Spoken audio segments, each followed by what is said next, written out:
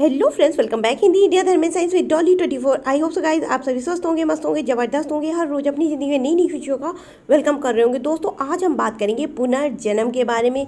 क्या होता है पुनर्जन्म? क्या इसका जो पुनर्जन्म का चक्र होता है, क्या वो सही होता है या नहीं, या ये सिर्फ एक कल्पना मात्र है?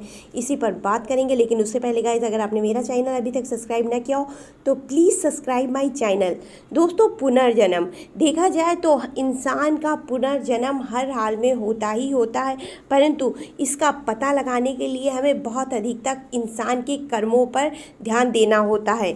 और अगर पुनर्जन्म के आधार पर इस जन्म में आपके अलग अलग परिस्थिति का जो है अध्ययन किया जाए या उन पर ध्यान दिया जाए, जैसे सपोज दैट किसी का जन्म होता है तो वो बचपन से ही कोई ना कोई रोग लेकर के पैदा होता है, या किसी का जन्म होता है तो उसके जन्म के साथ ही उसके घर में कुछ ऐसे शुभ कार्य हो जाते हैं, या उसके घर में ही किसी ऐसे बड़े कार्य की वजह से लक्ष्मी आ जाती है, जिसकी वजह से उसके जन्म की परिस्थिति बता देती है कि उसका पूर्व जन्म हुआ है। और कभी कभी तो लोग रोग इतना भयंकर लेकर के आते, किसी के दिल में छेद होता है तो वो हार्ट की प्रॉब्लम लेकर पैदा होता है, और किसी के मतलब कई लोगों के पुनर्जन्म हमने खुद में नोटिस किया और देखा भी है।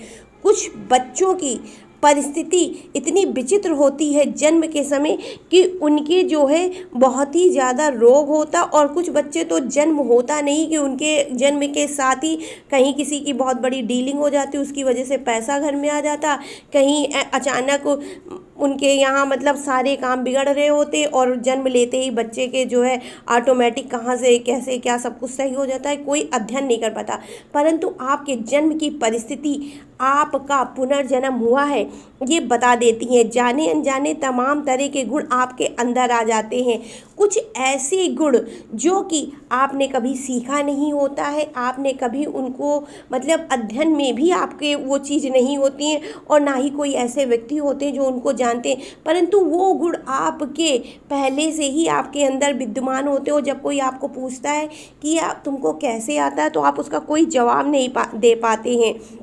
बिना प्रयास जब इंसान पूर्व जन्म होता है, या वो अपने जन्म को जानने के लिए समझने के लिए कोशिश करता है, तो उसको सबसे पहले ये देखना चाहिए कि वो किस स्थिति में है। कभी कभी जब पुनर्जन्म होता है तो इंसान बिना प्रयास के या तो जीवन में बिल्कुल ऊपर चला जाता है, या तो पुनर्जन्म के संस्कार यदि उसके सही नहीं होते हैं तो वो अब जीवन में जो है एकदम निम्न श्रेणी में आ जाता है। उसका बहुत अच्छे घर में परिवार में जन्म होता है, रुपया पैसा सब कुछ होता है, परंतु उसके पूर्व जन्म के संस्कार उसको एकदम निम्न स्थिति पे ला देते हैं। और कभी कभी आपके पुनर्जन्म के संस्कार इतने अच्छे होते हैं कि परिवार की हालत दशा बिल्कुल भी सही नहीं होती है, लेकिन जैसे ही आपका जन्म हुआ होता है, या आपके घर में किसी ऐसे बच्चे का जन्म होता है जिसके जन्म लेने के साथ ही आपकी सारी दरिद्रता खत्म हो जाती है, इसके लिए आप निश्चित रूप से पुनर्जन्म होता ही होता है। ऐसी परिस्थिति यदि आपके साथ चल रही है तो आपका हर हाल में पुनर्जन्म हुआ ही है। इसके अलावा पुनर्जन्म को किसी भी आधार पर हम नकार नहीं सकते हैं। यदि इन सारे गुणों के होने के बावजूद भी आप इस चीज़ को नकारते हैं कि आपका पुनर्जन्म नहीं हुआ है, तो जानकारी के लिए आपको बता दें, ऐसी स्थिति परिस्थिति सिर्फ भारत में ही नहीं अपितु विदेशों में भी बहुत सारे वैज्ञानिकों ने इस पर जो है अध्ययन किया है, शोध किया है। मतलब जैसी स्थिति परिस्थिति होती है लोगों की, उन पर जो है विशेष ध्यान दिया गया है, तो ये पाया गया है कि इंसान का पुनर्जन्म होता ही होता है। और कभी कभी तो इंसान पुनर्जन्म की शक्ल तक का अपने इस जन्म में ले आता है, यहाँ तक पुनर्जन्म में उसके शरीर में कहाँ दाग था, कहाँ तिल था, वो अपने इस जन्म में भी लेकर के आता है। और यहाँ इतनी पुनर्जन्म इतना अधिक प्रबल होता है कि आप अपने संस्कार, यदि आपके संस्कार बड़े उच्च कोटि के हैं, बड़े अच्छे होते हैं, तो आप अपने माता पिता को भी पुनर्जन्म से पूरे जितने आपके अच्छे वाले रिश्ते होते हैं, जिनको आपने कभी जो है ना छोड़ने की कसम खाई हुई होती है, वो भी आप अपने साथ पुनर्जन्म से इस जन्म में ले आते हैं। इसके अलावा शुद्ध रूप से देखा जाए तो पुनर्जन्म का सिद्धांत क्रिया प्रतिक्रिया, यदि आपने साइंस में गिव एंड टेक का नियम पढ़ा होगा तो आपको याद होगा ये दुनिया संपूर्ण क्रिया प्रतिक्रिया के ही नियम में चलती है। आपने अगर ध्यान दें तो आपने एक उदाहरण पढ़ा होगा कि यदि आप किसी के साथ कोई कार्य करते हैं अच्छा या बुरा, तो उसके जो है फलस्वरूप हमें प्रतिक्रिया जरूर मिलती है, और ये विज्ञान का जो है एक नियम है, और संसार सृष्टि भी इसी पर वर्क करती है। जब हम किसी के साथ अच्छा करते हैं तो प्रकृति हमें अच्छा देती है, और जब हम किसी के साथ गलत करते हैं तो प्रकृति हमें गलत देती है। और पुनर्जन्म का जो है सिद्धांत भी इसी नियम पर कार्य करता है। जो क्रिया हम इस जन्म में करते हैं, और कभी कभी हर क्रिया का हम भोग नहीं कर पाते हैं, किसी कारणवश किसी जो है समस्याग्रस्त हमारी मृत्यु हो जाती है, तो उस परिस्थिति में हमारा पुनर्जन्म होता है। और संसार ये प्रकृति जो भोग हमने अपने उस जन्म में नहीं किए होते हैं, वही हमको इस जन्म में हर हाल में प्रकृति करने पर विवश करती है। क्योंकि इंसान धर्म को मजबूत मानता है, परंतु धर्म से भी ज़्यादा मजबूत कर्म होते हैं, जो इंसान के पीछे पीछे भागते हुए उसके पुनर्जन्म में भी आ जाते हैं। और ऐसा एक नहीं कई प्रकार के जो है लेखों में जो है पढ़ने को भी मिला है, और देखा भी गया है कि इंसान के कर्म उसके साथ बहुत अच्छा होता है, वो अच्छे कर्म करता है, दूसरों के साथ सब कुछ अच्छा करता है, उसके बावजूद भी उसके जीवन में कभी अच्छा नहीं होता, तो वो भी उसके पुनर्जन्म के ही वजह से। और कभी कभी कोई इंसान बहुत बुरा करता है, सबके साथ गलत जो है हरकत करता है, उसके बावजूद भी उसके साथ अच्छा होता है, तो ये सब उसके पुनर्जन्म के जो है सिद्धांत होते हैं और क्रिया और प्रतिक्रिया होती है। इसके अलावा मानव जीवन, उसकी चेतना, उन्नति व अवन्नति, अगर यदि आपके पुनर्जन्म के संस्कार अच्छे हैं, उत्तम हैं, और इसके लिए आपकी कुंडली का 5वां और 9वां खाना देखा जाता है। यदि आपकी कुंडली में 5वां व 9वां खाना शुद्ध रूप से अच्छे ग्रहों से जो है संचालित है, अच्छे ग्रहों से जो है भरा हुआ है, तो आप उसी हिसाब से उन्नति करते हैं। परंतु यदि आपका 9वां और 5वां खाना दूषित है, दूषित ग्रहों की जो है उनमें छाया पड़ी हुई है, तो वो जो है आप उन्नति अपने जीवन में नहीं कर सकते हैं। पुनर्जन्म में कर्म उसी तरह हमारे पीछे पीछे आते हैं जैसे इंसान की छाया। इंसान की छाया जिस तरह उसका पीछा कभी नहीं छोड़ती है, चाहे कितना भी अंधेरा हो चाहे उजाला। अगर अंधेरे में आपकी छाया आपको दिखेगी ज़रूर नहीं, लेकिन जहाँ उजेला हल्का सा भी होगा तो आपकी छाया आपके साथ में ही होगी।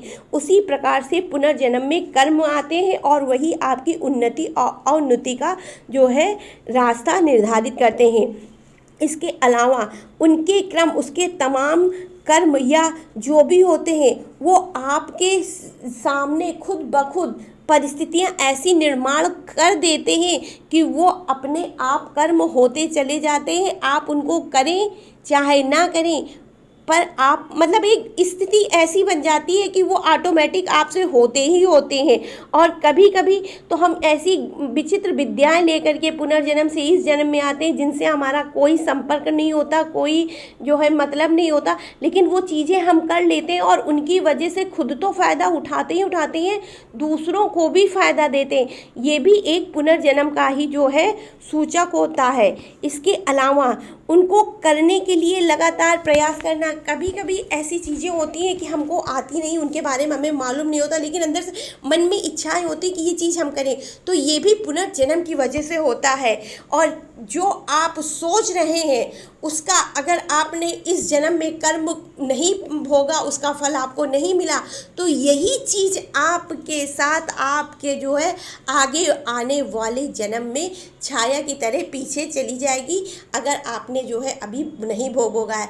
तो कुल मिला के हर उस इंसान का जिसकी इच्छाएं अधूरी रह जाती हैं इस जन्म में, उसका पुनर्जन्म होता ही होता है। और ये कोई बहुत बड़ी शंका की बात नहीं है कि बहुत बड़े सोचने की बात हो कि हाय उनका पुनर्जन्म हो गया ऐसे। अगर सही रूप से वैज्ञानिक शोध किया जाए और हर इंसान का जो है पुनर्जन्म देखा जाए तो कम से कम नहीं 70% लोगों का पुनर्जन्म होता ही होता है। क्योंकि पुनर्जन्म उन्हीं लोगों का जल्दी नहीं होता है जो कि अपने आप को संपूर्ण रूप से भगवान को समर्पित कर देते हैं और जिनका राहु केतु और शनि संपूर्ण जीवन शुद्ध रूप से पापग्रस्त होने पर भी कार्य करता है। उनका उन पर ग्रहों पर उनके जीवन पर कोई असर देखने को नहीं मिलता है और उन पर जो है असर ये चीज़ होता ही होता है। तो जब ये राहु केतु और शनि और साथ में चंद्रमा भी पुनर्जन्म के लिए बहुत अधिक बलवान होता है राहु। और अगर आप इनका जो है खुल के अध्ययन करते हैं तो आपका पुनर्जन्म का रहस्य भी खुल जाएगा। आप किसी ऐसे ज्योतिष को अपनी कुंडली दिखाइए जो कि पुनर्जन्म के बारे में अच्छे से आपको बता सके। तो आपकी कुंडली का 5वां व 9वां खाना उसको विशेष रूप से दिखाइए और पता करिए कि वो किस ग्रह से संबंधित है। और ऐसा यदि देखने को मिलता है और साथ में शनि भी हो तो आपका पुनर्जन्म हर हाल में हुआ ही हुआ है। इसके अलावा शनि और बृहस्पति पुनर्जन्म के शुभ व अशुभ कर्मों को बताते हैं कि आपका कौन सा कर्म शुभ है कौन सा कर्म अशुभ है।